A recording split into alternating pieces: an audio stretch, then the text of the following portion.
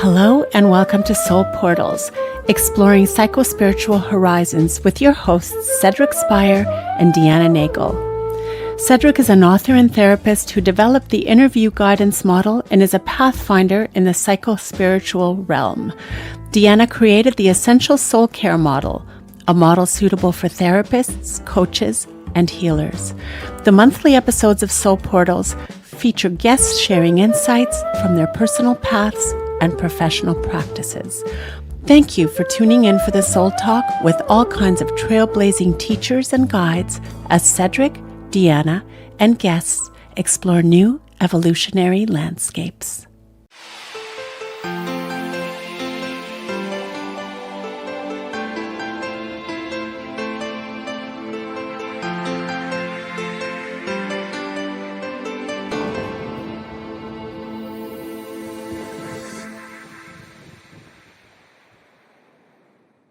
So welcome to Soul Portals. I like to do an opening invocation and then an opening quote to set the tone, a brief invocation, allowing the spirit to flow freely through this conversation and this gathering so that it may be edifying and energizing. Amen. Yeah. Amen.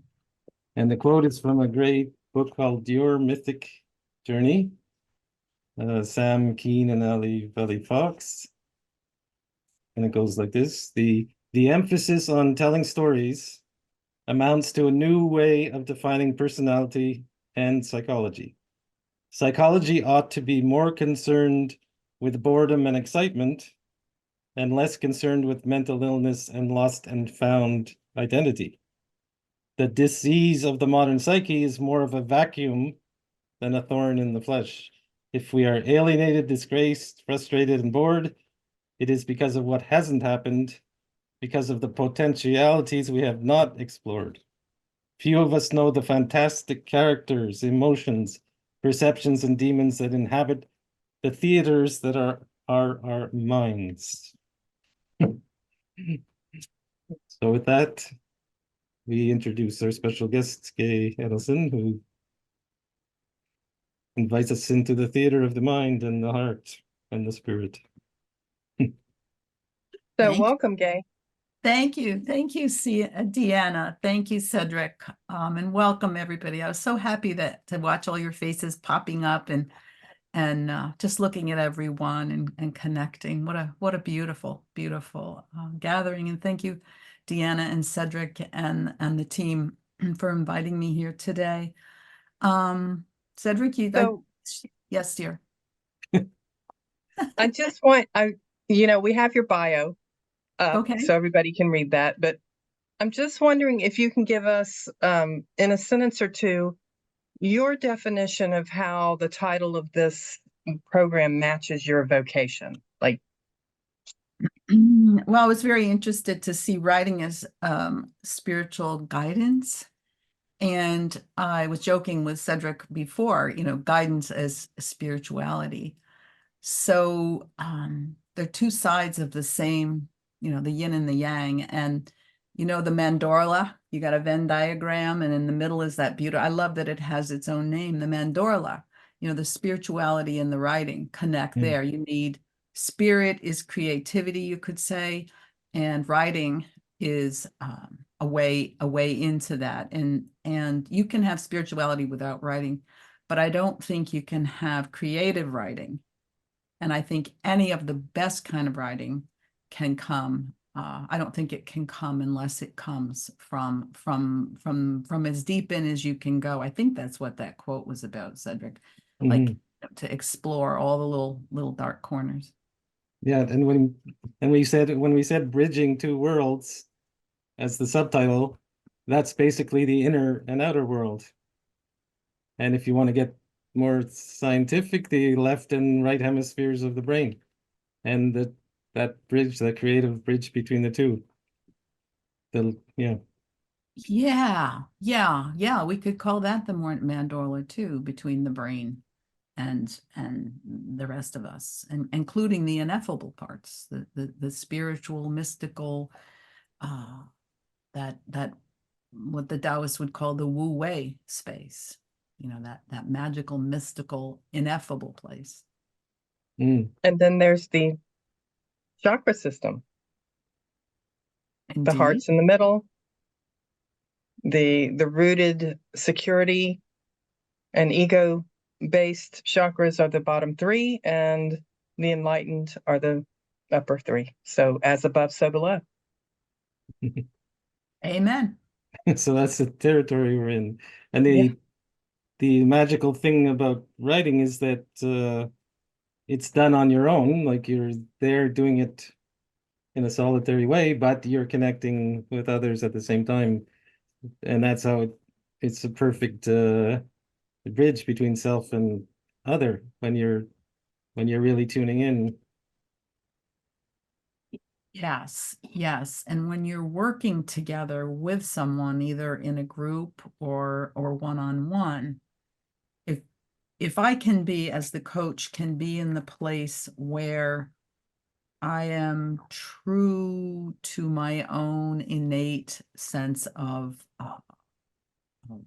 the power, the creativity, and can bridge to the other person and draw that out, then you put that together with language, and that's where you get, beautiful writing. And, frankly, even academic writing doesn't have to be as stiff and wonky.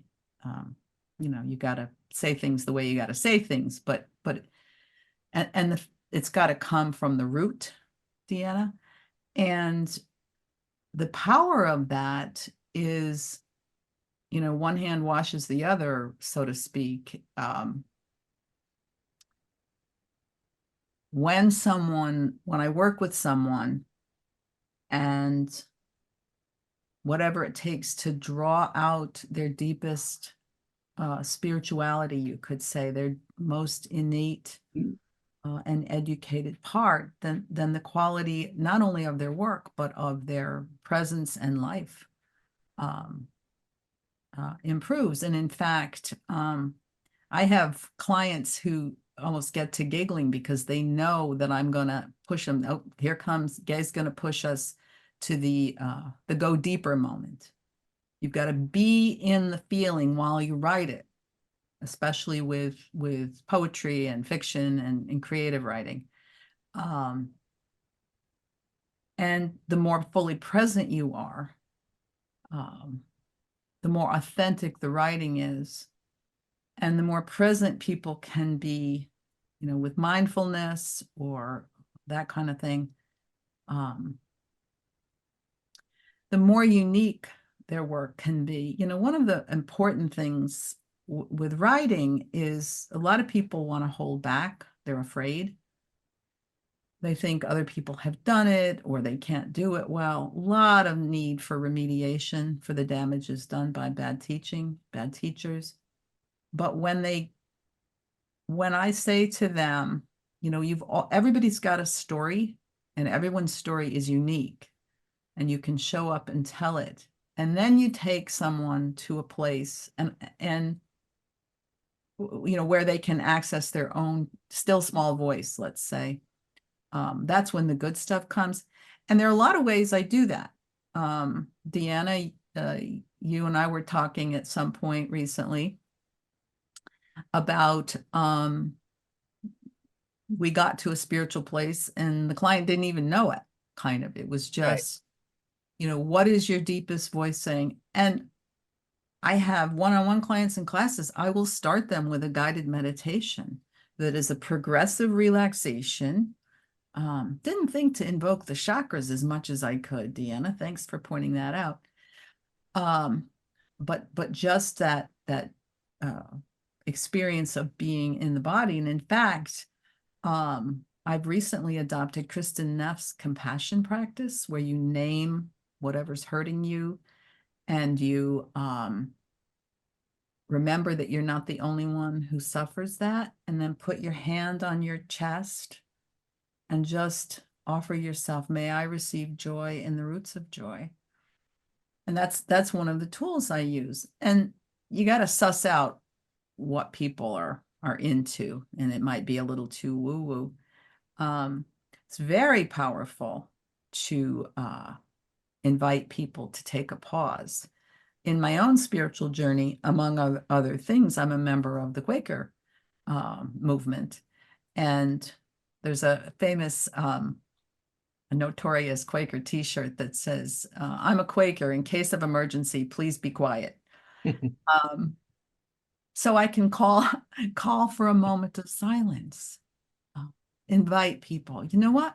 Let's just take a minute to think about this. And by the way, if you're going to do this, I found it, you almost have to tell people, I will time you. I will time us for a minute, because they'll say, okay, and then they'll just keep talking. So it's a question of slowing people down. And it's interesting. I don't, when working with writing clients, it's always moving back and forth between creating space for the client or students, and if it's a small, I do small groups, to develop and then challenging them. And it depends on who the person is and where they're coming from. There are people who, I had a client who in one of my writing groups years ago, who, when she was in 9th grade, she wrote a poem and her teacher said, you didn't write that, it's too good. She didn't write again for 25 years. So she needed some, I wouldn't have called it this to her, but she needed some inner child work. She needed a soft voice. She needed slowing down. Another client likes to be challenged. Would you think of recasting that? That kind of thing, even in the same group. And even with the guided meditation, inviting people to feel their feet on the floor, their bottom in the chair. These are all ways of making things embodied that can then come out through the fingers. And yeah, Gay, sometimes they ask songwriters which came first, the music or the lyrics. So with writing and spirituality, I'm guessing you can go either way. Right? Yeah, and I'm hard pressed, the title of the talk notwithstanding, to think of them separately. Now, that's not a function, that's not a criticism, that's not a writing criticism, Cedric. It's more a function of how long I've been doing this and how integrated it is to, in the years when I was a magazine editor, which I did for mass market women's magazines, mostly here in the States, most of which are now gone. But in many cases, most cases, they needed to be coddled. They needed to be supported. And they also needed to be challenged, and they needed to be drawn out. And you do that with how you talk and how you suss out what is it that lights them up. If you're brainstorming ideas to write about, suss them out. What lights you up? Ask them about their kids or something, and work off something that warms them up and makes them come alive and feel alive, and then point it out to them. Yeah. So you mind if I share a personal part of a conversation you and I had about an introduction I was attempting to write? I would love it if you would do that. Deanna and I go way back. Yeah, so I was writing the introduction to a textbook I was editing on spiritual coaching. And I absolutely, that one. I absolutely hit a wall with just getting the introduction out, even though I'd been working on this book for over a year at the time. And I simply had a conversation with Gay, and the writer's block broke open. There was nothing specific or that I could tag as spiritual, and yet it was a spiritual process. For me, it was a very covert example of me waking up the next day and going, oh, okay, I got it. I've got this now. So that's my experience of working with Gay, and having the spirit, so to speak, stirred in me so that I could put pen to paper. And you know what occurs to me, thank you, Deanna, and it occurs to me now that the skills that come with being a good therapist or social worker or coach, active listening, follow the really, really listening, follow-up questions, being, not pushing the river, not rushing the process, is very, very powerful. And also, not being afraid of the unknown. Some of my most exciting clients were people that there was no way to prepare for it because I didn't know where we were going to go. So and that what that does, and it's this way cool, is it says, I got to do my work, Miss Coachy. Miss Coachy's got to do her meditation. I got to do my yoga. I got to sing my songs. I got to have my jokes. I didn't bring my Mets hat, but I could have. I've got to play and have fun. And when I do that, and I'm deeply centered, then I can be deeply centered. And the natural thing can happen. It's so interesting, Cedric, to be talking about this in moderately academic-ish way, because it's much more an organic process that probably started with my passion for reading. In third grade, we had a contest to see who read the most books, and guess who did? Woohoo! And two courses I took in high school: grammar, 7th grade grammar. Miss Woolhouse, boy, was she was tough, and she was good. And I learned to type. Remember typing? Key. I learned to key. Got a job at Good Housekeeping, and right away knew that what I loved was psychology and spirituality and relationships and stories about people overcoming adversity. So I got to study all of those things. And that's, and along the way, when you travel in circles where people want to write, and everybody who talks and reads could and wants to be a writer. So everybody was picking my brain. And I thought, you know what? I'm going to turn this into a profession. And work with people. And the process, even as a staff editor, of drawing people out, back when there were expense accounts and taking people out to lunch, like just drawing out their story and brainstorming ideas. And there's even a felt sense, I'm getting it now, a felt sense of, I get a chill when things are spot on. And that's, being really in touch and really embodied. And in a parallel way, would you like a little bit about the spiritual background of all I of was this? going to ask you about your personal journey, and if Yes, there was a please. watershed moment when you realized the true nature of your vocation. Oh, Cedric, if only there were a watershed moment. It's more like an evolution, although maybe we'll work our way up to one.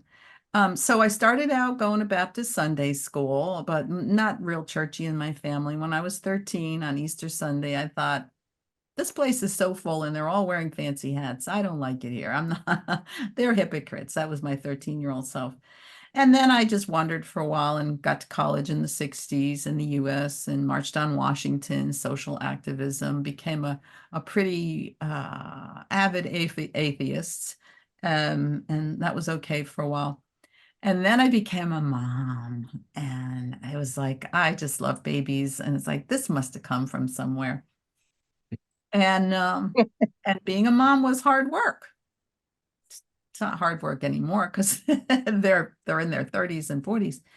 But the stress, I began to stress eat, and I became very obese. So the door is open because motherhood has said, like, there must be some kind of miracle happening, something going on here, kind of cool.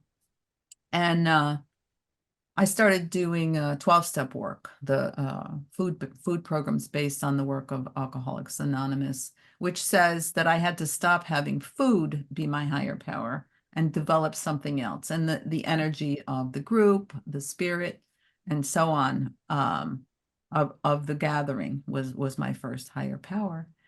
And it sort of has evolved and evolved. And had a spiritual director, began to get an ever deepening general kind of faith, God as universe, you know, just that creator life itself. And along the way, stumbled into a Quaker meeting, and the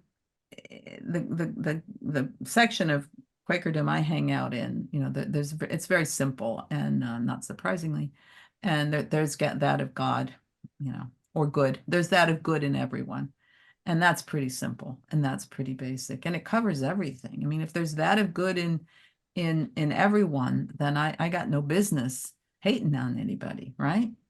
Not that I would, but you know how people roll.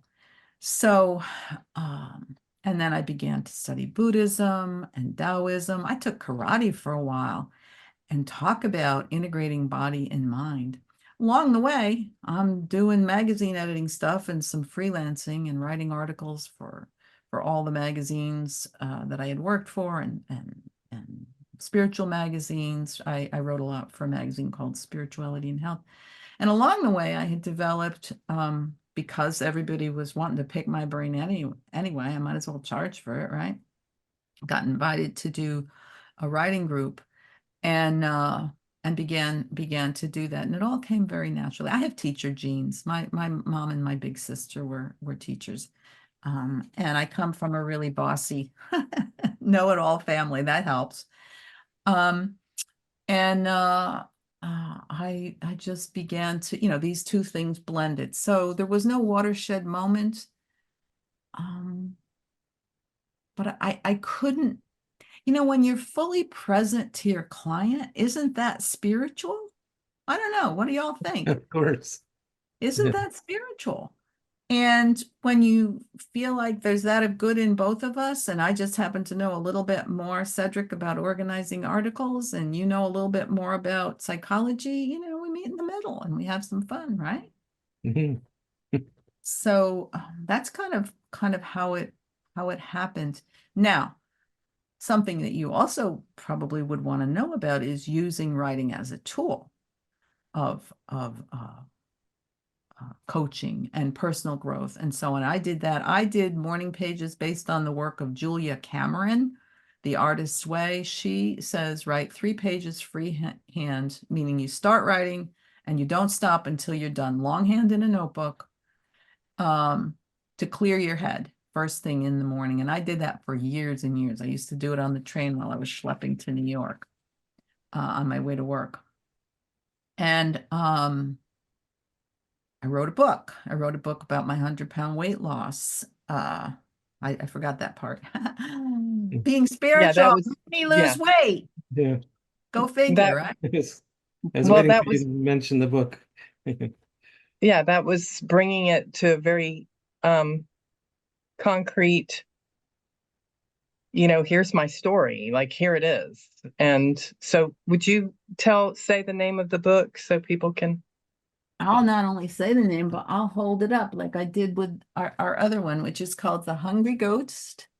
With a coffee stain, forget the coffee stain. How I ditched 100 pounds and came fully alive.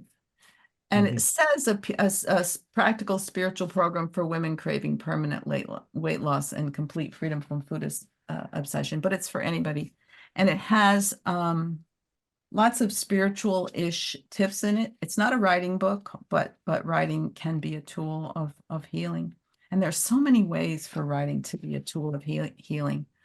And that's what's interesting to me about that was the book you wrote, and it was not about straight out about being a writing coach or spirituality. It was your story. Exactly. And how all of that was integrated. Exactly. And not only was it integrated, so that, pick a food plan and stick with it. And oh, by the way, radical self-care, extreme self-love, meditation, and so on. But the only way I could write it would be to be very rooted. So we know we're role models, all of us, right? We can be role models. We model, peaceful ways of being and listening and so on. Oh, thank you. And I had to let the process happen naturally, but not too naturally. I have a yoga teacher who says, be neither too aggressive, neither aggressive nor lethargic. And at a certain point, I got kind of stuck. Couldn't figure out this certain chapter. A lot of it, because I'd lived it so much, came kind of naturally. And of course, I was writing all the time for work. And I thought I was procrastinating. Well, don't you know, when I finally pulled it together, I had to live it some more before I could write about it. And that's really important.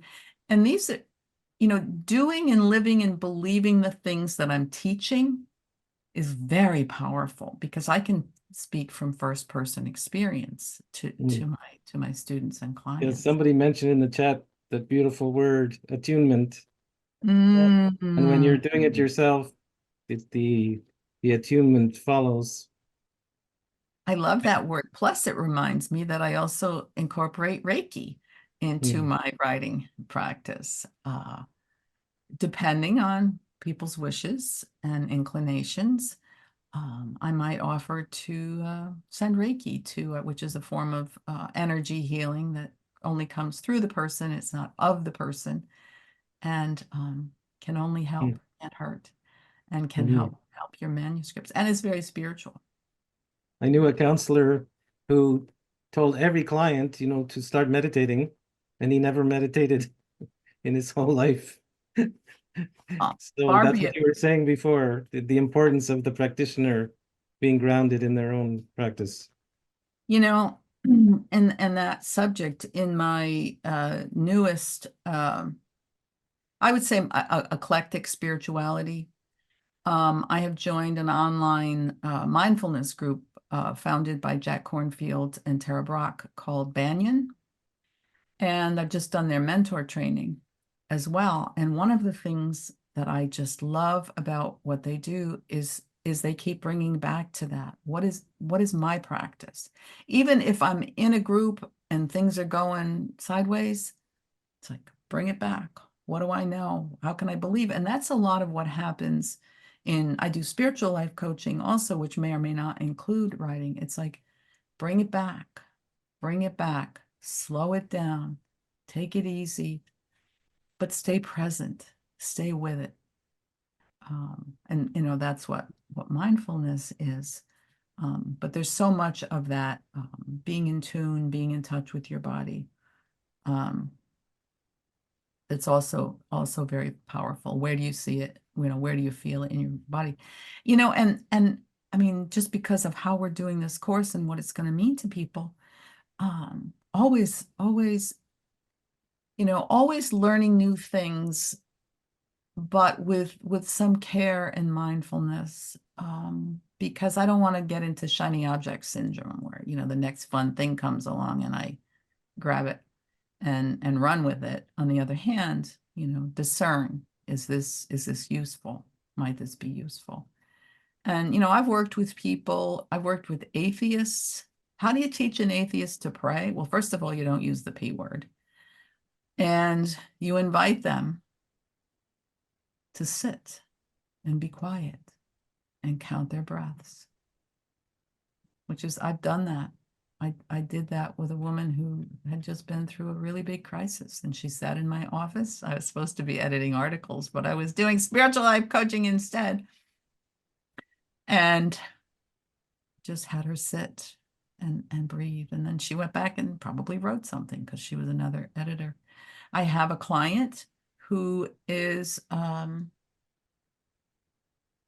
member of a cult and was shunned at 14. Don't use the P word with her either, but we can be mindful. She's had her level 1 Reiki training. Don't use a lot of writing, but could. And with if she were, well, let's talk about other clients. Women who've come up the hard side of the mountain, which is a lot of us, creating a gentle environment where they can write a memoir. I tend to attract people who are writing memoirs. I have somebody now that she's working on a memoir about an abusive relationship she stayed in for 5 years as a young woman, and she was embarrassed about it. And we're exploring. She went back into therapy on account of, because I said to her, what is it that's keeping you from writing about these incidents? And she felt into it a little bit. And of course, you don't let them go too far if it's going to freak them out. And she realized she needed to go back into therapy, brings it back to writing coaching. And we're writing a little bit more about that. There's another whole dimension that involves her parents that we're not going to touch yet because it's too hot to handle, but it's on the radar. So, for somebody, you want people to be well-resourced. For years, I did an incest survivors group, and one of the requirements was that people had to have been in therapy for at least a year, because I'm not a therapist, I'm a coach, I'm a writing coach. But it's almost impossible to do the kind of writing that I'm working with without, if you're really showing up for it, you almost can't not have a grounded experience, a spiritual experience. But, by spiritual experience, we're not talking about, well, not necessarily talking about, la, and the white light coming and all of that. Right. That could happen. But that felt true sense, this is it, this is right, I know who I am. And that's what happens. For example, when I write haiku, I am completely smitten with haiku, have been. I bore everybody to death. And I'm putting together a book of haiku with my son, the graphic designer. And that haiku moment, that there's only one way to get there. And the only way to get there is to stop trying so hard, but don't give up, but just breathe and be present. That's how it is. Can you tell us a bit about Project Right Now with thank you, WRITE? Yes, Project Right Now is nationwide, and there are chapters in India too, so a worldwide writing organization and nonprofit. I do online and in person if you're in Red Bank, New Jersey, workshops, get unstuck, all kinds of fun stuff like that. I'm going to do a haiku workshop, not online.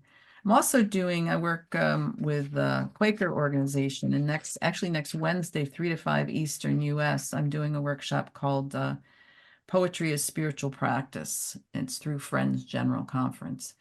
And that's where we'll read and ponder and write poems.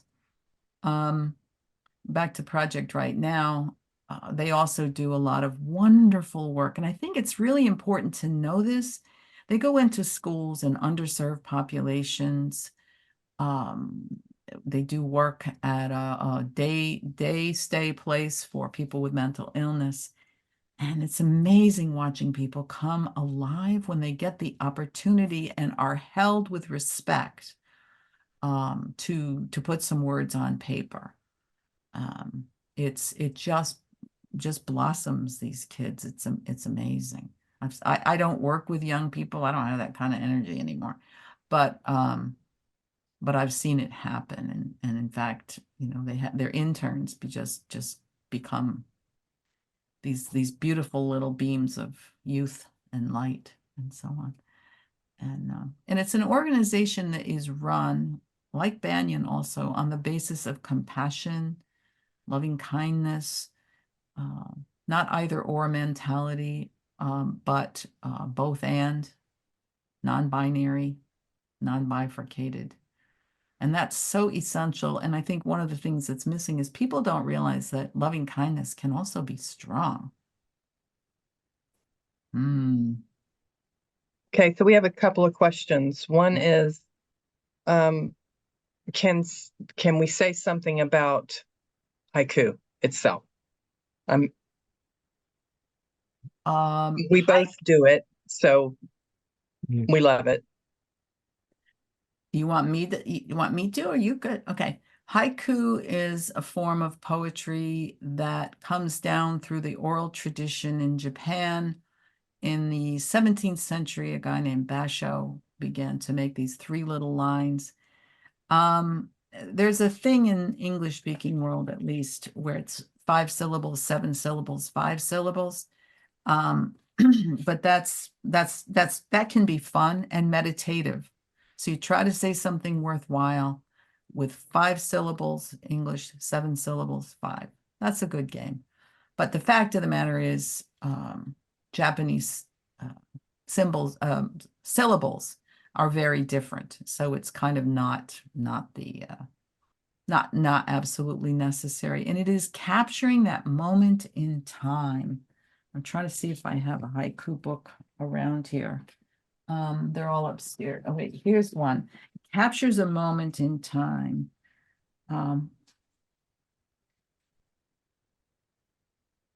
Okay. Often has a reference to nature and season. Okay, this one is, it's probably another famous haiku person, but the cuckoo sings to me, to the mountain, to me, to the mountain. The fat priest edging out while he reads the last prayer. The holes in the wall play the flute this autumn evening. And if you can feel it, if you can hear it, it captures a moment in time. One of my favorite of my own is, and I can remember the moment when this haiku came to me, and it was probably 40 years ago, and the words only came recently, but I grew up on a farm in upstate New York, beautiful, beautiful 100-acre farm. And I'm standing in the field, and the words, the feeling, the sensation comes. I don't know whose field this is, but oh, the light. And I hope that answers your question about haiku. It's Haiku. That's also the plural.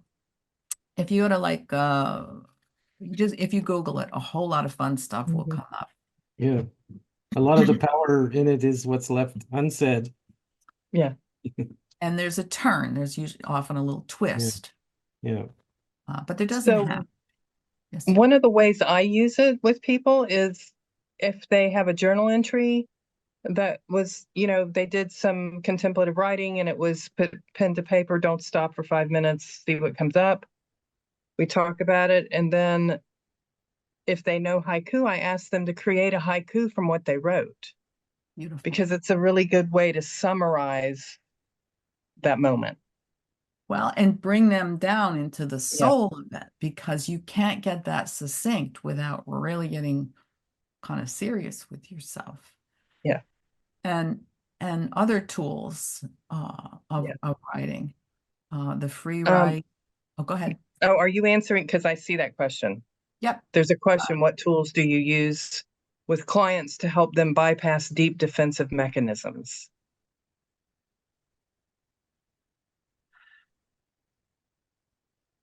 Thank God for loving kindness. Like things like, I will be shamed if I write, or I'm not a good enough writer. Well, one thing I would do is sometimes, depending on who it is, and if they can handle it, have them write every negative thing that inner critic has to say to them. And I used to do this with myself. And by the time I'd written a half a page, I think, oh my God, did I start a war or something? Not. So, it can't be that bad. Almost inevitably, in a case with someone who has deep defense mechanisms, worries about being shamed, like the student whose teacher said, you didn't write that, it's too good, is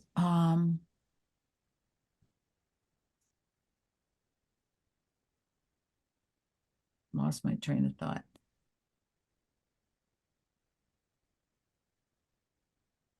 Is have them be in touch with that inner critic voice, and then invite the inner critic to go sit in the corner and knit a sweater.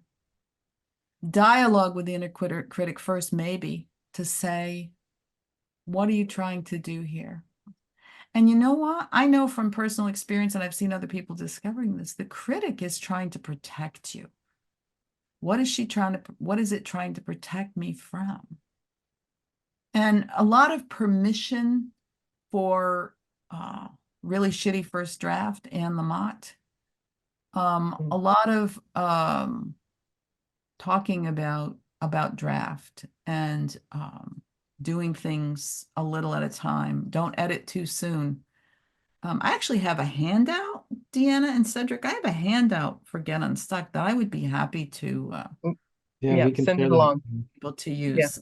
Yeah, okay. Somebody remind me because I'll probably forget. And what is a good enough writer? That's what I might say. We could role play. Say, well, Deanna, what's a good enough writer? You know, how do we know we're good enough? You know, we're gorgeous. We are gods and goddesses. We are writing our words. We are powerful. Maybe sometimes it's talk to that little inner child. And takes time. Takes a lot of time. The story that goes in the case studies in spiritual coaching, the chapter that I did, it took 3 years of meeting regularly with a client before she got in touch, deeply emotionally in touch with that moment in 4th grade when she came back from having had an illness and they put her back in the lesser reading group. And she was so humiliated. It took a lifetime, but she got back to that moment. Up until that moment, we didn't know. Every time she read, and it was a very safe environment, she cried. And by the way, especially with groups, but with individuals, I guess it goes without saying too, it's got to be a safe environment. You know, you don't have to share. If you want feedback, say specifically what. Feedback responses have to be, positive. And a lot of affirming statements like everybody has something important to say. Everybody, because it's true. You know, do you believe that's true? Do you believe it's true? Everybody has something important to say? I do. I bet y'all do. You know, that's what you do. You just take them, meet them where they're at and challenge. And sometimes lately what I've been doing is reframing things. So I'll say, how was your writing practices? Well, I said I was going to only write 3 times. I was going to write 3 times. And I only wrote 1 time. And I say, would you be open to my reframing that? And they say, yes. And I say, I plan to write 3 times. And I actually showed up and did it once. And just reframe it. That's all. That's all. Now, I did that recently with someone I didn't know very well. It was a class at Project Right Now. It was too soon for her. She was too young. And she thought she'd done it wrong because I reframed it for her. So, you know, live and learn.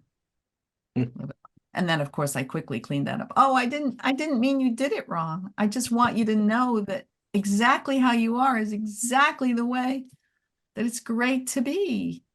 Nobody started out being Mary Oliver. You know, Mary Oliver is a little girl walked through the woods to get away from her nasty family. No, Somebody is asking about vitality, how you attune that or transmit it, or maybe it's just contagious with your clients. How do you connect with it in the person? Like, Oh, Anne, I so wish you and I could have a conversation. Anne, what makes you feel alive? Yeah. What lights you up, I would say. Yeah, we have a question we ask guests: what uplifts your spirit and allows you to lose track of time? As the can opener question. Haiku. That's a great question. Nature, radical self-care, extreme self-love, self-nurture. The first time I learned about self-nurture, I was pregnant with my third kid. I was getting too grumpy with my kids. And I went to a therapist and she said, this was 35 years ago. She said, you need to take care of yourself. And I had literally no idea what she was talking about. I had a client once who, very similarly, only this was maybe 10 years ago, she didn't know what I was talking about. And she was open and she got it. And you know what she was able to do? She put up a do not disturb sign on her writing room. And when her husband yelled, Mamacita, she didn't answer. Pretty radical. That's step one. You got to meet them where they're at. Does she have a writing place? Is she willing to tell her husband to take a hike for a little while? Maybe not like that, but to take a chill, so that she can have some writing time. So often it starts with giving people a writing space. And is there going to be a way for people to be in touch? Because Anne says she wants to be in touch. I guess you could If you forward it. if you want your email in the chat, we can do that. I could do that. All right. Look at me doing it all by myself. And Just put I don't know, something about this. Put Cedric and Deanna or something like that in the subject heading, so I don't think you're spamming me because I and here's another cute question for you, Gay. What's that? That you can you're welcome to up level. That when you help or guide people, are you like a lamp, a lifeboat, or a ladder? You're gonna say all three, depending, right? Cedric, did you make that question up all by yourself? Am I a lamp, a boat, or a what? A lamp, a lifeboat, or a ladder in your mode. Yes, yes, yes. I'm a ladder in a lifeboat carrying a lamp. Yeah, I knew that would be the answer. I don't know that I'm any of those things. Or maybe, it was a joke, but now I'm thinking all of those things. Yeah. I don't carry anybody, but Well, lifeboat is when they're drowning, right? And you pull them out in your lifeboat. Oh, really? So it could be different circumstances or different clients. Yes, definitely different circumstances. The woman who had to have permission to put a do not disturb sign up on her writing space. She got halfway through a young adult novel and disappeared. And so maybe she'll be back. Sometimes it can take that long. You know this, especially if you're over like 40. I mean, do you ever have that moment where, oh my God, that's what they meant when I was 20? Right. Same thing when you're 40 and 60. So, but Gay, I see that you are a ladder when you're challenging people in your writing workshops. Okay. And I see that you are a lifeboat when, as you've described, somebody feels shamed and you reframe. That's offering a lifeboat. Mm-hmm. And you're the lamp because you shine your light. Yes. And I'm always open to learning. Because thank you, Deanna. She explained that. Didn't she explain that real nice? Good job. Yeah. Other questions? And the latter, when you pick up that people are really interested in evolution and being on that path, and then the next step up, and you give them the ladder. Yes. Or I think in terms of spaciousness, and up and down, but spaciousness. But yeah, the healing, the opening up. I'm a big fan of Carl Jung and going to the shadow. I have a shadow book. You want to see my shadow book? This is my book of my shadow stuff. Eat the shadow. In therapy, starting a million years ago. Eat the shadow. Eat the shadow. I don't necessarily use this, but yeah, eat the shadow. Inviting people into the dark spaces, holding their hands. I'm a hand holder. You know that book, Owning Your Own Shadow by Robert Johnson? Oh, Robert Johnson, Yeah. you know, and my other favorite thing, this is going to get a little dark, but Man's Search for Meaning, Viktor Frankl. Mm. You know, when people can feel their own importance, they can move into expressing their importance. And it's really powerful. It's really, really powerful. Mm.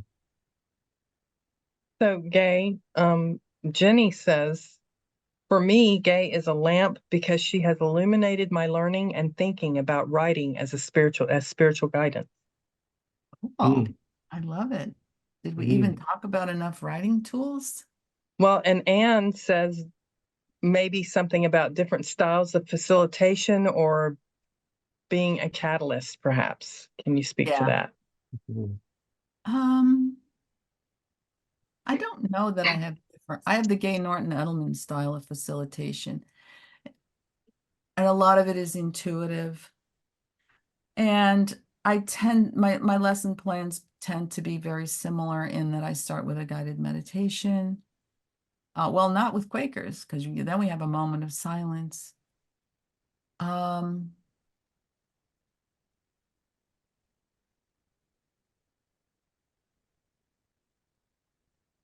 I think it's, having certain community assumptions about writing. I don't know. Frankly, I don't know that I know enough about different styles of facilitation other than my own. It's a lot of, I plan the plan, but not the results. So I make a lesson plan and then I may chuck it out the window halfway through because everybody's so besotted with haiku because I converted them that they want to spend half the 2-hour workshop doing haiku instead of just, 20 minutes. So. Mm. Do you have a favorite authors either as a child or now? Author or about Yeah, writing? like no, author is author, like artist Author. or yeah. I was crazy for William Faulkner as a young person, Hemingway, believe it or Mhm. not. I love Anne Lamott now. I am a big fan of what's his name? Sedaris. David Sedaris. Mhm. I have not yet been able to write humor. How about this? Mm. To write humor, believe it or not, I think you have to feel really safe and really bold and really brave. And I think haiku may take me to humor. Mm. Um, I tend to read a lot of spiritual memoir. Right now, the poetry I'm looking at, I don't have it. Oh, yes, I do. Jane Hirschfield is a wonderful poet, but she also did this book, Women in Praise of the Sacred. And she talks about, she has collected poetry going back to, way before the Common Era. And I love what she does and how she does. And she's also a Zen Buddhist Mm. and a professor. So Yes, we can put any of those resources in along with the Yeah. recording. okay, Yeah. sounds like a plan. We're up to 3 minutes out. Tick tock, tick tock. Everybody take a deep breath. Get your continuing education credits. And promise me you'll write something today. Oh, Amanda Just read a wrote a haiku. Good job, Okay. Amanda. Excellent, excellent. Yeah, and we didn't talk at all about publishing or getting it out in the world, but that's a subject for another profession, But probably. you offer that privately to anyone, right? Oh, sure. Oh, Yeah. sure. Yeah, yeah, yeah. The handout will be on the page that's about this episode once it's recorded. So it'll either be on online events or you can go to the Soul Portals page, either way, but all the resources will be listed there. And I want to thank you for inviting me. Yeah. It was a real treat to have you. It was a real treat to be here. And I'm sorry I couldn't see everybody, but they had to do it this way. But Yeah. I'm sending you all good writing writing writing vibes. Just put that pen on the paper, those hands on the keyboard, and you'll be fine. So the closing blessing is, may we live in openness to what will emerge next in the evolutionary pageant. Okay. And in our next podcast next month. Namaste, y'all. Thank you, Gay. Thank you.